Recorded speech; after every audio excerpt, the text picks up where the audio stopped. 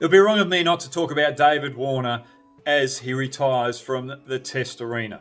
Not only that, he's just announced that he's going to retire from the one-day international arena as well. A lot of people were saying that he shouldn't get the send-off that he wants, and that's playing his last Test match at the SCG in front of his family and friends.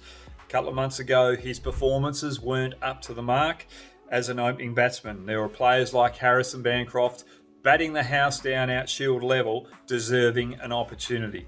But let's not worry about that. David Warner deserves the send-off that he wants. He has had a stellar career. Remember that he came on the scenes touted as a T20 specialist. No one thought that he'd do that well at Test level. But he's made over 8,000 runs. He's averaging in the mid-40s. That's a wonderful achievement. But they aren't the things that I am worried about when you're playing Test level and you're playing a team sport. It's about what you do for the team. It's about how you work in partnerships. If we look at his opening record, with players batting or having 100 partnerships in the opening position over their career, he is fourth on the list of having partnerships of 50 plus scores. When you look at the players that have opened 200 or more times, having 200 partnerships, he's second on the list. Haynes is one, Warner second, Sunil Gavaskar from India is third, and then you've got Captain Cook from England out fourth. No other player as an opener has had 200 plus partnerships or 200 partnerships other than those four. So that is a huge achievement in itself, showing resilience. And then we look at the percentage of wins as a player with his team over his career. He's had over 56% wins. He is, I think, hang on, well, let me have a look at my notes here, 8th on the list. The 7 above him are all Australians except for one, and that's Pujara from India. And I don't understand why Pujara didn't play a lot more Test cricket for India, because he was the gel in that team, the cement in that team. But then you look at his one-day record as well. He's won a couple of World Cups. He's had the same win percentage there, and he's also delivered as an opening batter there. So he's shown throughout his career that he can be aggressive, but he also can be defensive. But it's not just that. The energy that he has in the field is exceptional. One of the best outfielders in the world that we've seen. Quick along the ground, good hands catching, and also a pretty good arm as well, and he can field in the slips. But he's also a good team man. Yes, there's a little bit of controversy there. But the thing that I like about David Warner is he says what he feels.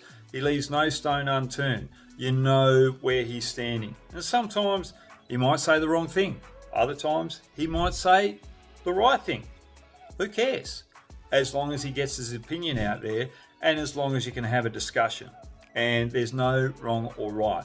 That's what makes a good team. Everyone being able to voice what's on their mind, especially when you're travelling a lot within that Australian environment. He's a very competitive beast as well. That's what I love about him. I remember playing a T20 series for Australia. It was a World Cup over there in Bangladesh. One evening, we're out the High Commission, or Australian High Commission in Bangladesh, and they had a tennis court there. I'm having a hit with George Bailey. David Warner and another player come over and want to play. David teams up with George Bailey. All of a sudden, there's a little bit of chirp from Davey Warner over the other side of the court. I don't know him that well. I've just met him. But he's getting under my skin. I'm trying to nail him, hitting the ball back at his body every time I had that opportunity. And he was just laughing all the time, playing with me. He knew how to work you over. And that's what I loved about him. Competitive beast. If he spoke up, he'd generally be able to stand up and take it back as well. And if you're going at him, that's when he delivered. I think the lessons from David Warner moving forward that you can take is David Warner knew what he wanted. He wanted to play at the highest level for Australia. He wanted to succeed at Test level, one-day internationals, as well as T20 cricket. He wanted to have a long career for Australia. He had that dream, he went after it, and he learnt what he needed to do what it needed to take to be able to achieve the success that he had. As I said before, there's been a lot of controversies. I'm not worried about what he's out the start, through the middle. I'm worried about how he finishes up. And the one thing that I take away from David Warner's career is, yes, there's controversy. Yes, as I said, he speaks up. Yes, he pushes the boundaries. But the one thing that you can't take away from him, he learns from his mistakes. And I am so glad that he's finishing his career on a high right now. Everyone also talks about his wife, Candace Warner, that she speaks up and says her piece as well. For me, I think this is a great partnership. I admire Candace. You want a wife who's got your back. Candace always stands up for a man. And that is why these two are a great couple. They work together, they back each other, and they know where they want to be in the near future. What you can take away from David Warner, and Candace for that matter, have a goal, learn what it takes and what you need to be able to get there, and learn from your mistakes. The other thing as well, when there's criticism around, take it on the chin. Use it as a bit of fuel to get what you want.